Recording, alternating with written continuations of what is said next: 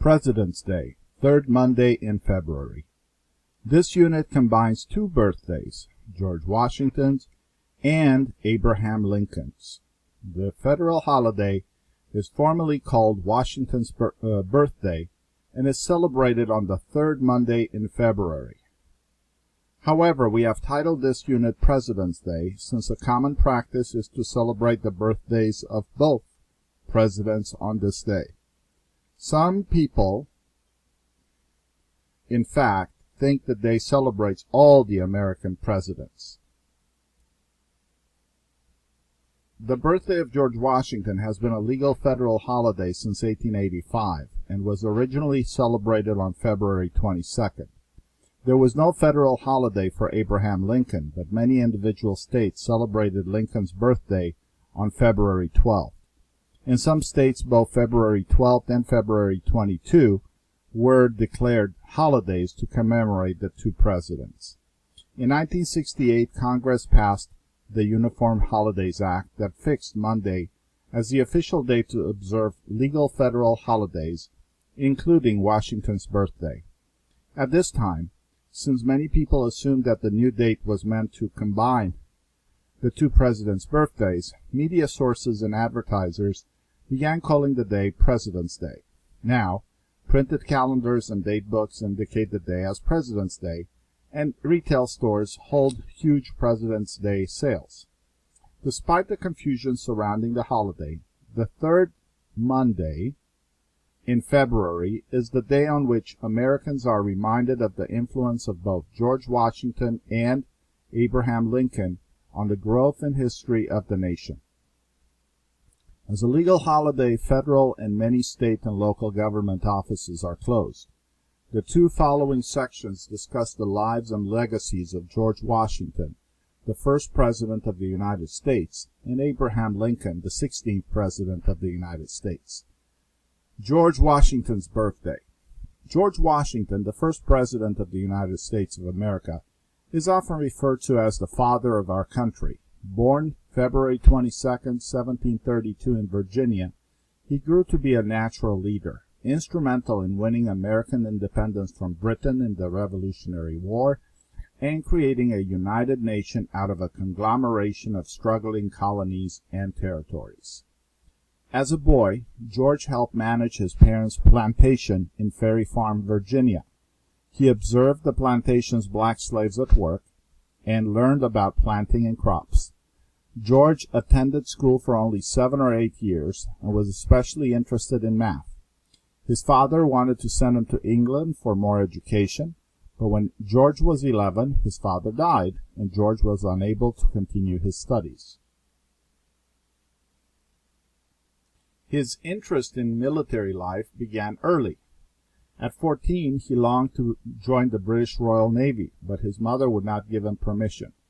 He then became interested in surveying, a profession in which he could apply his math skills and explore the frontier as he mapped out new settlements. Over the next 5 years, he became a master surveyor, laying the plans for many new towns and farms. By 1750, he had also acquired over 1,000 acres of land for himself.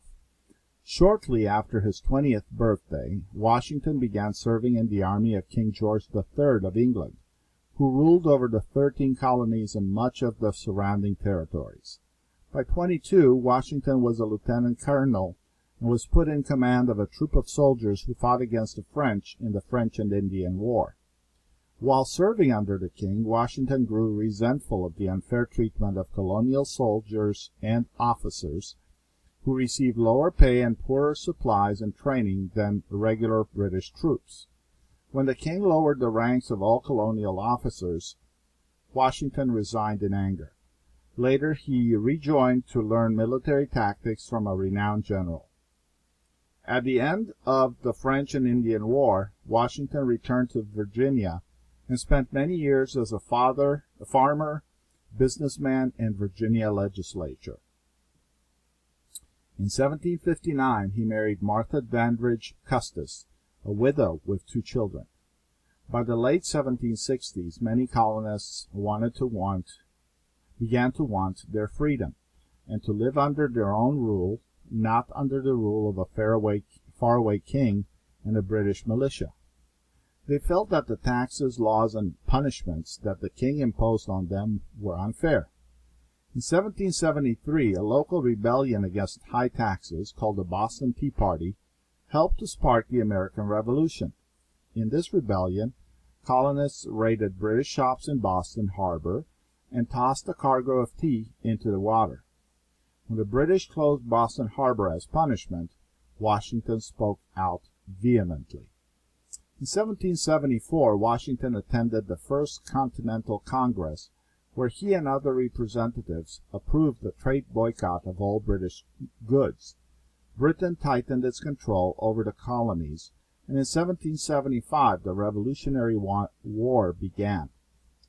Washington was the elected commander-in-chief of the Continental Army. On July 4, 1776, the Continental Congress signed the Declaration of Independence, claiming America's freedom from British rule, but it would be 7 more years before that independence was won. Washington led the inexperienced troops of the Continental Army against the British forces during the harsh years of war until the colonists prevailed and won their independence in 1783. History books recount the hardships of freezing winters, lack of food, discouragement, and desertions during those years of war. They describe Washington's strong leadership and determination that were instrumental in the eventual victory. In 1786, Washington was elected president of the Constitutional Convention, a meeting of representatives from each state to draft a constitution for the new nation. Laws written into the Constitution called for a president, and George Washington was considered the natural choice. He was elected, and though Washington was reluctant, he agreed to serve his country as the first president of the United States. On April 30 of 1789, at the age of 57, Washington was sworn into office. He moved from Mount Vernon in Virginia to New York City, then the capital of the United States. The trip took a week by horse and carriage. All along the way, people waved eagerly to glimpse the Revolutionary War general and their first president. Washington accepted 2 terms as president, but turned down a 3rd term, wishing only to retire to his beautiful family home, Mount Vernon. By the time Washington left office, there were 16 states in the Union, and the U.S. Capitol building was being constructed in the newly established District of Columbia. During his later years, Washington remained active in politics, and he died on December 14, 1799. His memory is evident in the multitude of places in the United States that bear his name, including the United States Capitol, Washington, D.C. While Washington was alive, legends grew up about him. One legend says that he was strong, that he could throw a silver dollar across the Potomac River. Some Americans argue that this could be a true story, because parts of the Potomac River, they say, were extremely narrow a few hundred years ago. Another story tells of a time when George Washington was young and his father gave him a hatchet. Presumably, George tried to cut down a cherry tree with it. His father noticed the cuts on the tree and asked his son how they got there. "I cannot tell a lie," George confessed. "I did it with my hatchet." This story has never been proven, but Americans pass it down to their children as a lesson in honesty. George Washington came to represent honesty, and cherry pies have become a favorite food associated with his birthday holiday. Americans began celebrating Washington's birthday from the time of the Revolutionary War. They were grateful for a strong leader who had proven that democracy was a feasible way to govern the growing country. Today, some communities observe the holiday by staging pageants and reenactments of important milestones in Washington's life. Also, the holiday has taken on a commercial side. Many shopping malls and stores run President's Day sales to attract shoppers who have the day off from work or school. Abraham Lincoln's birthday. Of all the presidents in the history of the United States, Abraham Lincoln is probably the one that Americans remember with deepest affection. His childhood experiences set the course for his character and motivation later in life. He brought a new level of honesty and integrity to the White House, living up to his nickname, Honest Abe. Most of all, he is associated with the final abolition of slavery with his Emancipation Proclamation. Lincoln became a virtual symbol of the American dream, whereby an ordinary person from humble beginnings could reach the pinnacle of society as president of the country. Abraham Lincoln was born on February 12, 1809, in Kentucky, and spent the first 7 years of his life there. Abe's family, like many on the frontier, lived in a log cabin, and Abe's father worked hard as a farmer and carpenter to support his family. Abe and his sister were often occupied with household chores, but when they were free, they attended a log schoolhouse. In 1816, the family left Kentucky for Indiana, a state in the Midwest. The United States at this time was still young, and the Midwest was a wild frontier. Indiana offered new opportunities and differed from Kentucky in many ways. One important difference for Abe's father was that Indiana was a state that did not allow slavery.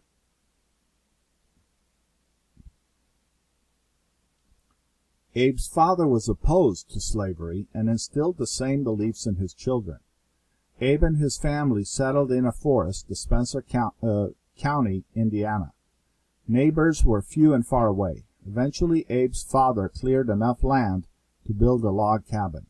He and Abe cleared the woods for farmland, and Abe became so skilled at splitting logs that neighbors settling into the territory paid him to split their logs. Drawings and other depictions of Lincoln as a young man often show him splitting logs in a wooden setting. During his life, Abe had less than 1 year of formal schooling. This lack of education only made him hungry for more knowledge. His mother, Nancy Hanks Lincoln, influenced him in his quest for learning. Although he was uneducated and could not read or write, she encouraged her children to study by themselves. Later, after his mother died and his father remarried, Abe's stepmother was also instrumental in encouraging him to read.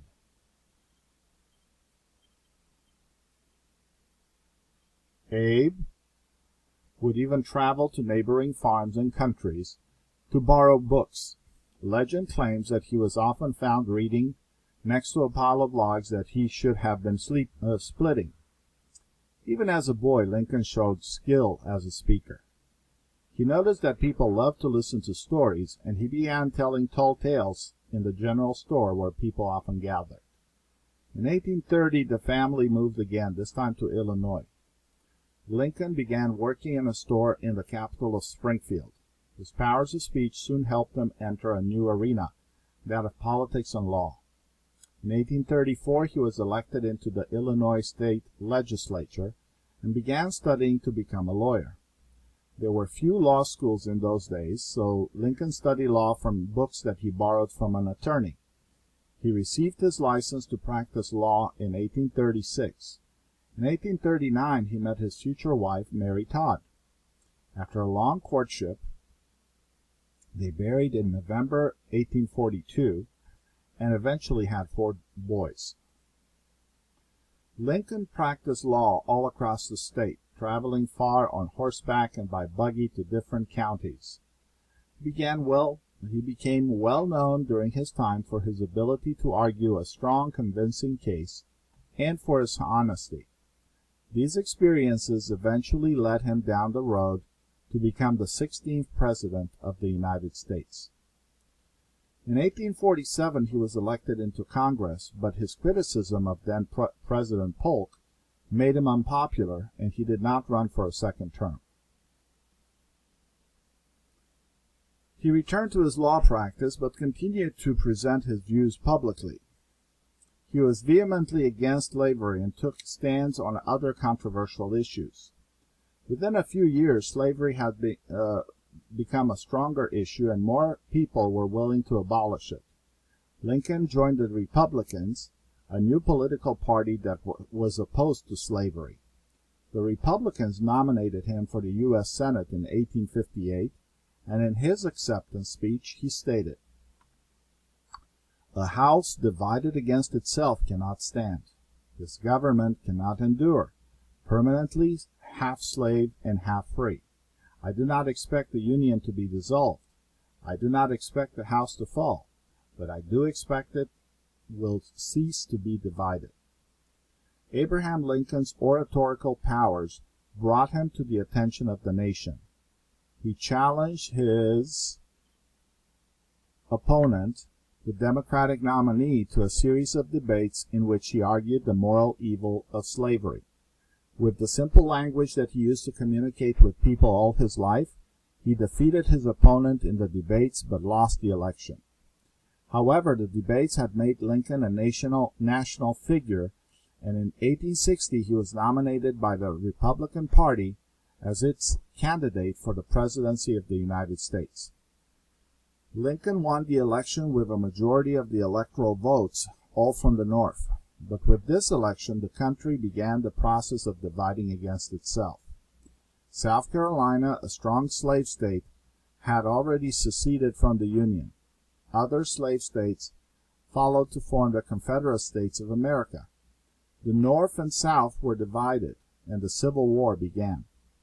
The war was not only about the abolition of slavery, but also the right of individual states to make their own laws on other key issues. As the nation was approaching the third year of the war, on January 1st, 1863, Abraham Lincoln issued the Emancipation Proclamation, which stated that all persons who had been slaves within the southern states were free. Though this proclamation was limited in that it only applied to states that had seceded from the Union, it transformed the focus of the war. From then on, the march from the North was equated with an expansion of freedom. The Battle of Gettysburg in Pennsylvania in 1863 was one of the bloodiest of the Civil War, and the largest battle ever fought on American soil. On November 19, 1863, a ceremony was held to dedicate the Gettysburg battlefield as a national monument. At that ceremony, Lincoln delivered what was to become one of the finest speeches in American history, the Gettysburg Address. After Lincoln's short speech, there was a polite but reserved applause. The main speaker of the day was Edward Everett, ex-governor of Massachusetts, who delivered a 2-hour oration. As the two speakers returned to Washington together, Lincoln expressed disappointment in his own presentation. "I was a flat failure," he said of his speech. "I ought to have prepared it with more care." But Everett reassured him, saying, "I would be glad if I came near to the central idea of the occasion in 2 hours, as you did it in 2 minutes." The Gettysburg Address. 7 years ago, our fathers brought forth on this continent a new nation, conceived in liberty and dedicated to the proposition of all men, that all men are created equal. Now we are engaged in a great civil war, testing whether that nation, or any nation so conceived and so dedicated, can long endure. We are met on a great battlefield of that war. We have come to dedicate a portion of that field as a final resting place for those who here gave their lives that the nation may live. It is altogether fitting and proper that we should do this. But in a larger sense, we cannot dedicate, we cannot consecrate, we cannot hallow this ground. The brave men living and dead who struggled here have consecrated far above our poor power to add or detract. The world will little note, nor long remember, what we say here, but it can never forget what they did here.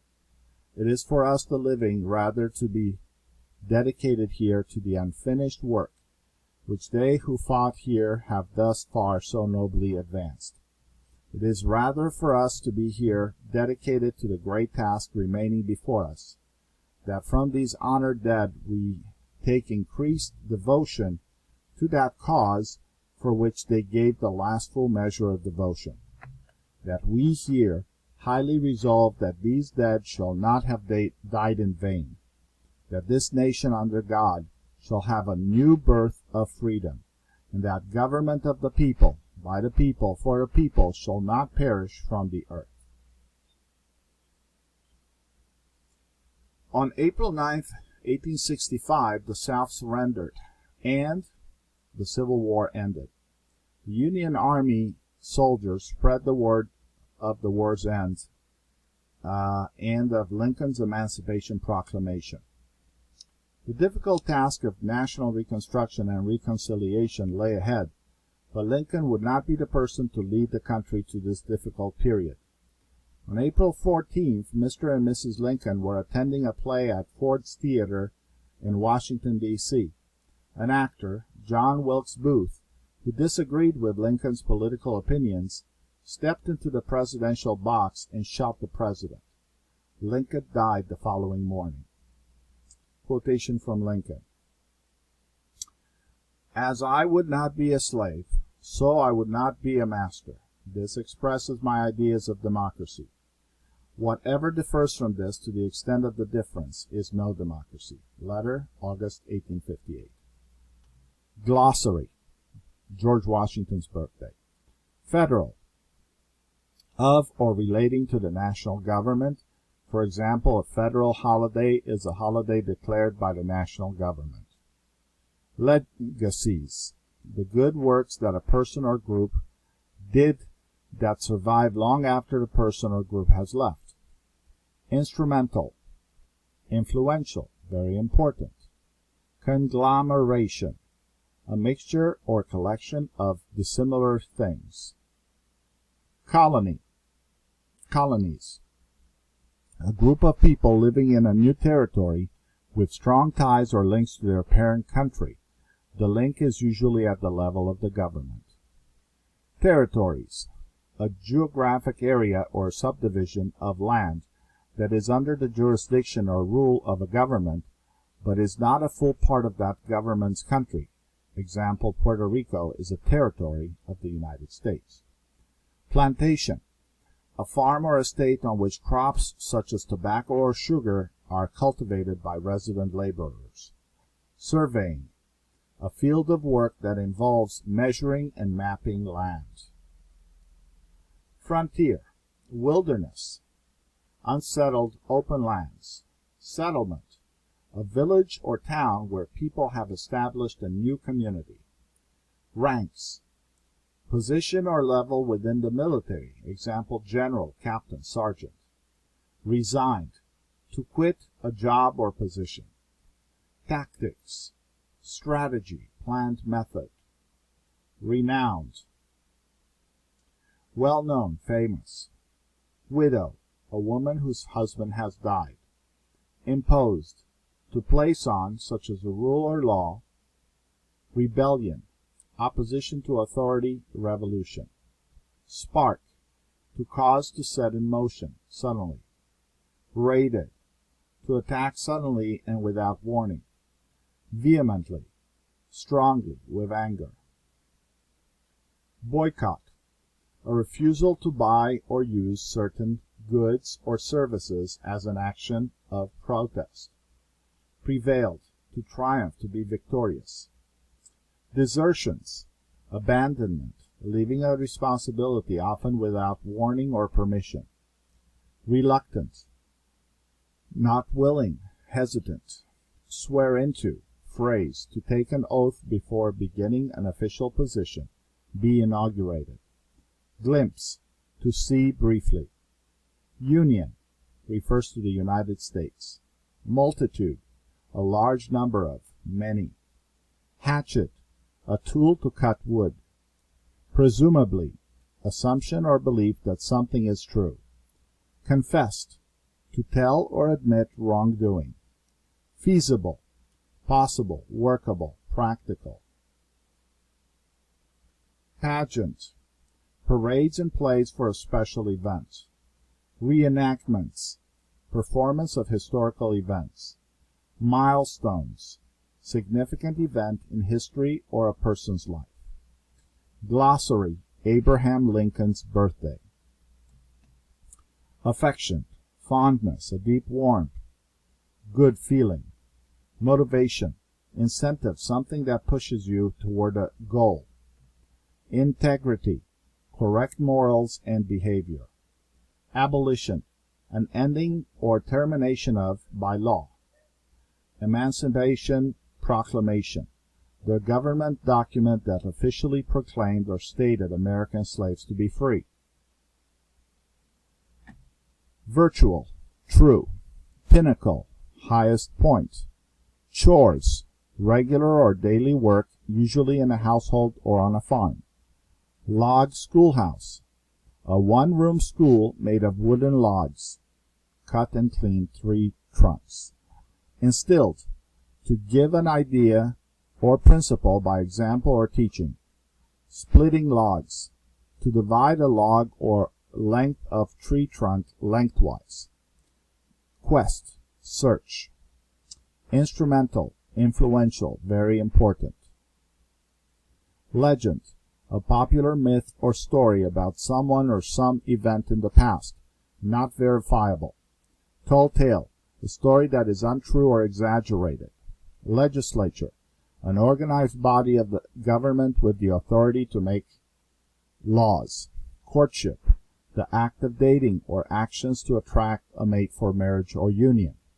Criticism, the act of making a comment, written or oral, of evaluation, usually negative. Vehemently, strongly, with anger. Controversial, causing disagreement. Abolish, to end, stop, finish. Issues, a topic or matter of discussion. Dissolved, to break apart. Oratorical, speaking, having to do with public speaking. Nominee, a person who has been proposed for office.